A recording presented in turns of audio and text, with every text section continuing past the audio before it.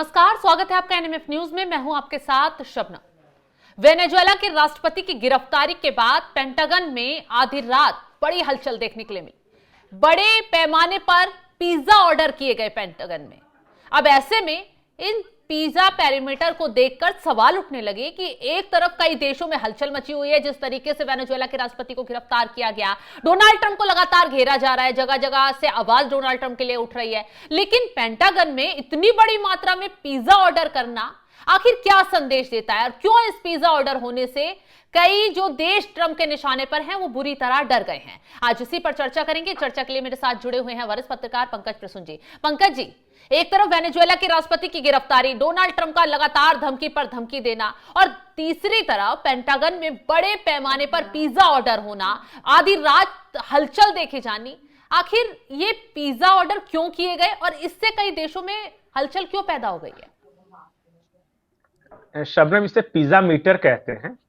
Pizza metre ये आज का नहीं है, बहुत पुराना ये है कि पेंटागन कुछ करने वाला है। ये कैसे पता चलेगा दुनिया को, क्योंकि वो तो कुछ लीक करेंगे नहीं। कुछ करने वाला है, उसका क्या कनेक्शन है?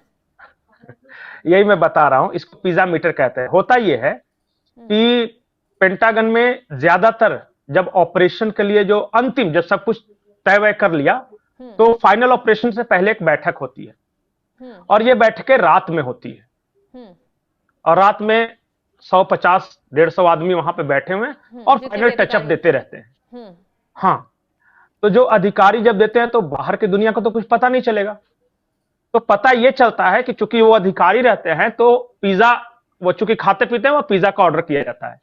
तो जो दुश्मन है या जो इन्वेस्टिगेटिव जर्नलिस्ट हैं, वो पेंटागन के आसपास नजर बनाए रखते हैं कि अचानक जिस रात दुकानों से ऑनलाइन पिज्जा के ज्यादा ऑर्डर हुए, उसका मतलब है कि पेंटागन के अंदर कुछ बैठक चल रही है। और तो इसी को लोकप्रिय डोनाल्ड ट्रंप ने शब्दों में कहा गया पिज्जा मीटर। उनके राष्ट्रपति को पकड़ा है, अब किसके लिए बैठक कर रहे होंगे? मैं एक और खबर बताता हूं। कल देर रात 2 बजे तक पिज्जा मीटर राइज कर रहा था। मतलब वो मैंने जो ग्राफिक्स भेजा है वो बता रहा है कि पिज्जा मीटर बढ़ रहा था। इसका मतलब है कि पेंटागन के अंदर कल देर रात बड़ी कोई बैठक चल रही थी, तभी पिज्जा मीटर राइज हुआ है। अब बैठक के बाद एक खबर आई आज सुबह सुबह खबर यह है कि इजराइल सिक्योरिटी कैबिनेट ने एक मिलिट्री ऑपरेशन को मंजूरी दी है, जिसका नाम है ऑपरेशन आयरन स्ट्राइक। किसके खिलाफ?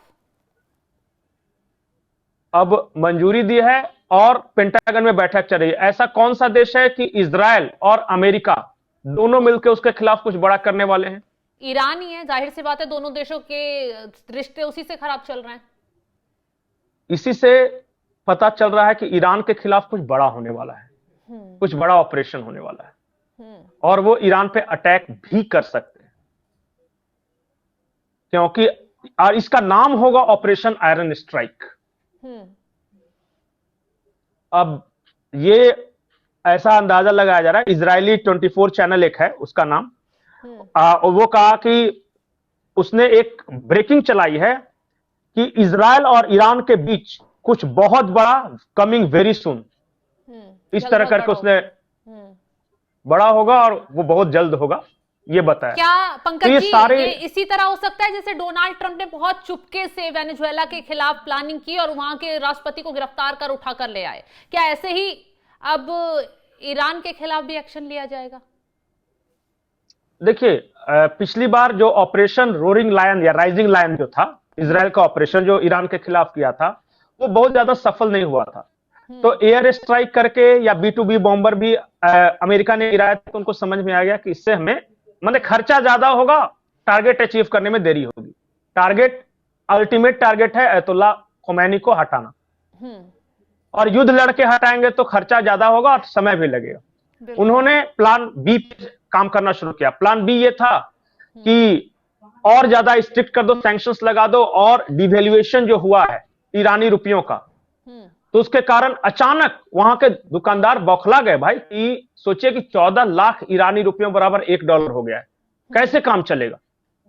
तो वो मजबूर होकर सड़कों पे उतर आए हैं सरकार के खिलाफ, और पूरे ईरान में प्रोटेस्ट शुरू हो गया है।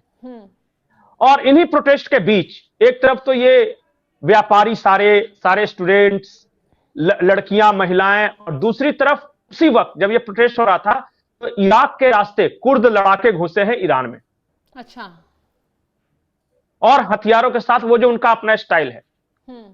और आपको यकीन नहीं होगा कि इरानियन रिवोल्यूशनरी गार्ड्स, जो सबसे एलिट फोर्स है ईरान की, वो 2 मोर्चों पर इस वक्त लड़ रही है।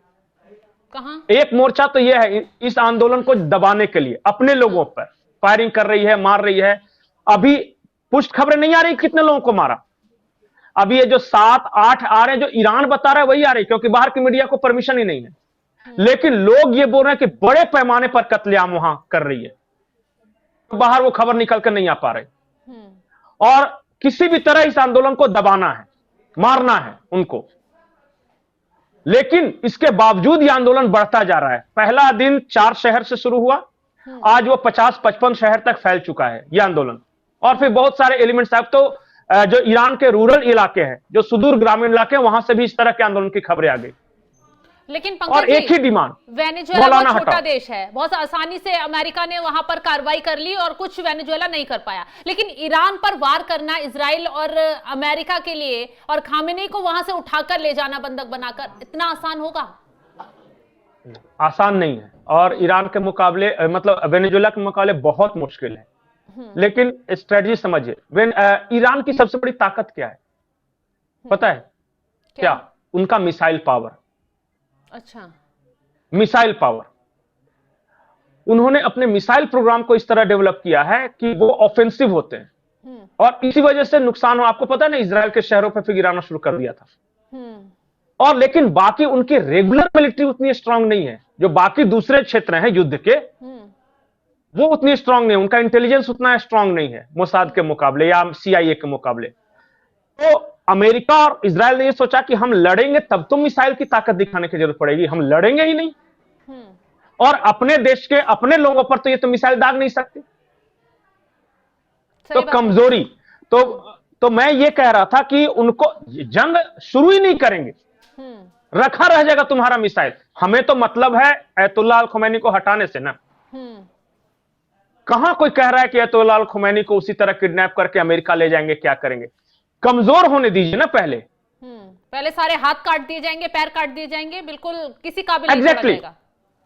हाथ तो काटा चारों तरफ से सैंक्शंस लगा के कि उस देश के साथ कोई व्यापार नहीं कर सकता। जब कोई व्यापार नहीं करेगा, कोई तेल खरीदेगा बेचेगा नहीं, तो वो क्या करेगा? वहां महंगाई बढ़ेगी, बेरोजगारी बढ़ेगी, कुछ होगा नहीं, लोग नाराज होंगे। स्टेप नंबर 2, लोग नाराज हुए। और लोग, ये एक दिन की बात नहीं है, ऐसा नहीं है कि आज आएगा और कल उठा के लेके चला जाएगा, हो गया जी, ऐसा नहीं होगा। ये गृह युद्ध की तरफ बढ़ रहा है, ठीक उसी तरह जैसे सीरिया बढ़ा था। एक दिन में बशर अल असद थोड़ी ना गिर गए, 2.5 साल लगे अंदर अंदर लड़ाई करने में। तो एक तरफ कुर्द लड़ाके और ये विद्रोही होंगे, क्योंकि देखिए गोली चला रहे हैं, जो मर रहा है वो खिलाफ हो। तो एक ऐसा सिचुएशन बनाने की वहां योजना है कि एक तरफ स्टूडेंट, दुकानदार और कुर्द लड़ाके आ जाए, दूसरे तरफ ईरान और उसके रेवोल्यूशनरी गार्ड्स आ जाए।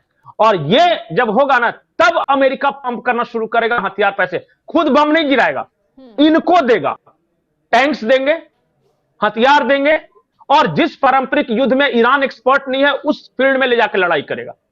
जैसे मुझे पता है कि ईरान जो है जमीन पर नहीं लड़ सकता ज्यादा, तो जमीन पे लड़वाएंगे उसको। लेकिन पंकज जी, ईरान के साथ अगर वहां तख्ता पलट की खबरें आई कि जिस तरीके से बवाल भड़काया जा रहा है, साजिशन वहां पर लड़ाके उतार दिए गए हैं, तो ईरान के साथ बाकी मुस्लिम देश नहीं खड़े होंगे? और भी तो साथी हैं। वेनेजुएला तो अकेला पड़ गया। आज तक खड़ा हुआ? नहीं, आज तक कोई खड़ा हुआ ईरान के साथ? ईरान में पिछली बार जब हमला किया था कौन खड़ा हुआ था? आपको क्या लगता है कौन खड़ा होगा ईरान के साथ?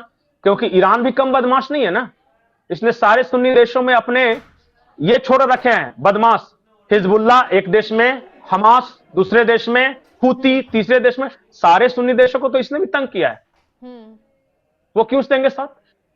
तुम मान लिया कि तुम सऊदी को परेशान करोगे हूती के माध्यम से, तुम लेबनान को परेशान करोगे हिजबुल्ला वगैरह के माध्यम से, यूएई को परेशान करोगे, तुम हमास के थ्रू परेशान करोगे। चलिए हमास तो आज इजराइल से लड़ रहा है, लेकिन हमास सिर्फ इजराइल में नहीं है, Hamas is a Shia organisation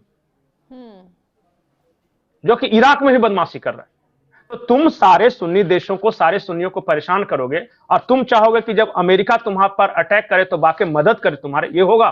तो मुस्लिम प्रेम नहीं जागेगा? कैसे जाएगा? कल तक तो मार रहे थे। और एक बात जान जाइए, अरब में हिंदू मुस्लिम या क्रिश्चियन मुस्लिम या यहूदी मुस्लिम नहीं है, क्योंकि वास्तव मुस्लिम ही मुस्लिम है। बिल्कुल। तो वहां का दादा कौन बनेगा? सुन्नी बनेगा या शिया बनेगा, इसकी लड़ाई। और इसमें ईरान अब बताइए फंस कैसे गया? देखिए, उसकी दुश्मनी अफगानिस्तान से, उसकी दुश्मनी इधर पाकिस्तान से, उस ऊपर सऊदी से, इधर इराक से। आपका कौन दोस्त है? आप भरोसे बैठे हो चाइना के भरोसे बैठे हो, कि जो कि रिलीजन मानता ही नहीं, और आप रशिया के भरोसे बैठे, फिर काय का रिलीजन का मामला कहां है इसमें? चलिए, तो अब बताइए। सही कहा आपने। और मैं आपको ये गारंटी के साथ बता रहा हूं कि ईरान में जमीन के रास्ते कुछ बहुत बड़ा होने वाला। और कल की खबर है, अयतुल्लाह अल खुमैनी अपने परिवार के साथ एक अज्ञात स्थान पे बंकर में जाकर छुप गए हैं। बहुत बड़ी खबर है ये तो। यानी कि अब मान लिया जाए अब ईरान की बारी है।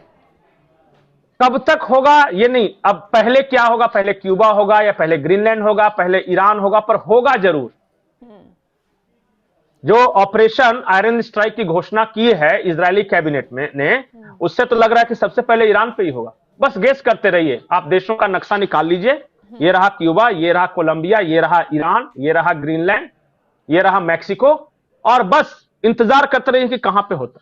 चलिए, देखने वाली बात होगी कि अब अगला नंबर किसका है, क्योंकि डोनाल्ड ट्रंप के निशान सारे जो विरोधी देश थे, जो दुश्मन देश थे, वो पूरी तरीके से आ चुके हैं। वेनेजुएला में क्या कुछ किया डोनाल्ड ट्रंप ने, वो आपने देख लिया। उसके बाद पेंटागन में आधी रात पार्टी मनाई जाती है, पिज्जा मंगाए जाते हैं, और इस पिज्जा जो पैरामीटर है उससे क्लियर हो गया कि पेंटागन में पार्टी नहीं मनाई गई, बल्कि अगले टारगेट को सेट करने का मिशन तैयार किया गया है। और कहा जा रहा है कि अगला टारगेट सीधा सीधा ईरान है। जिस तरीके से खामेनेई ने ट्रंप को आंख दिखाई, बार बार गीदड़ भभकी दी, अब उसका नतीजा हो सकता है आने वाले वक्त में उन्हें भुगतने को मिल जाए। बड़ी हलचल इस वक्त ईरान में देखने के लिए मिल रही है। तो कहा जा रहा है कि अब वेनेजुएला के बाद सीधा सीधा नंबर ईरान का है। तो कब क्या होगा ईरान में, ये अपडेट हम आपको देते रहेंगे। फिलहाल इस खबर को लेकर आप क्या राय रखते हैं, कमेंट बॉक्स में जरूर बताइएगा। और तमाम बड़ी खबरों की अपडेट के लिए आप हमारे साथ जुड़े रहें। नमस्कार।